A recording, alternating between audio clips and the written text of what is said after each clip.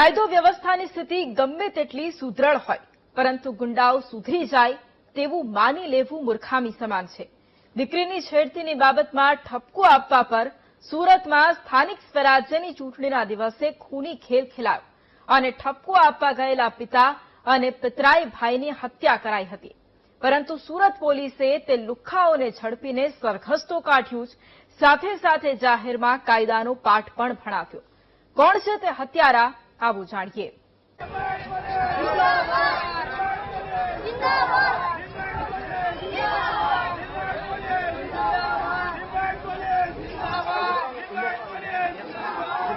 કાયદામાં રહેશો તો ફાયદામાં રહેશો આવું પોલીસ વારે વારે કહે છે, પરંતુ લુખ્ખાઓ સુધરવાનું નામ નથી લઈ રહ્યા। પરંતુ તેવા લુખ્ખાઓને પાઠ ભણાવવા માટે પોલીસ હંમેશા તૈયાર છે। આ જાહેરમાં કાયદાના પાઠ ભણાવતા દ્રશ્યો સુરતના લિંબાયત વિસ્તારના છે, જ્યાં 26 એપ્રિલે દ્રશ્યોમાં દેખાતા લુખ્ખાઓએ એક સગીરાની છેડતી કરી હતી। તેનો ઠપકો આપવા પર સગીરાના પિતરાઈ ભાઈ અને પિતાની છરીના ઘા ઝીકીને હત્યા કરાઈ હતી। પરંતુ પોલીસે લુખ્ખાઓને ઝડપી અને કડક કાર્યવાહી હાથ ધરતા જાહેરમાં સરઘસ કાઢી અને દંડાનો સ્વાદ પણ ચખાડ્યો છે। પોલીસની આ કામગીરીથી લોકો એટલા ખુશ હતા કે પોલીસનો જય જયકાર કરી રહ્યા હતા। મુજબની છે કે આ ગામના જે ફરિયાદી છે એમના દીકરી જે પોતાના ઘરે હાજર હતા, કરુણાનગર આવાસની અંદર, એ દરમિયાન વોટિંગનો દિવસ હોવાથી પૂરા પરિવાર વોટિંગ કરવા માટે ગયેલા। એ દરમિયાન દીકરી પોતાના ઘરે હાજર હોય એ દરમિયાન એમની બાજુમાં રહેતા આ ગામના જે આરોપી છે, આરોપીનો સગીર વયનો જે દીકરો છે, એને આ કામના જે ફરિયાદી છે એમની દીકરીની છેડતી કરેલી।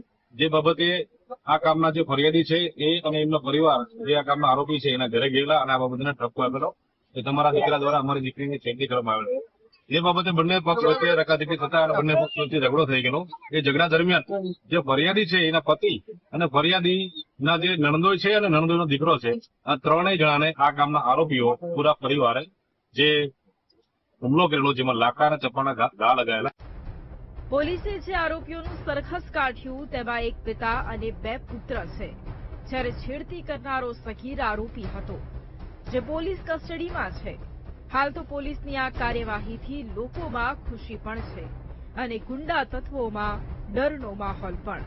ત્યારે આશા રાખીએ કે સુરતમાં પોલીસની થાક એવી બેસે કે ગુંડાઓ પોલીસનું નામ પડતા જ થરથર કાપે અને ગુનાખોરી પર અંકુશ આવે। નિર્મલ પટેલ, BTV ન્યૂઝ, સુરત।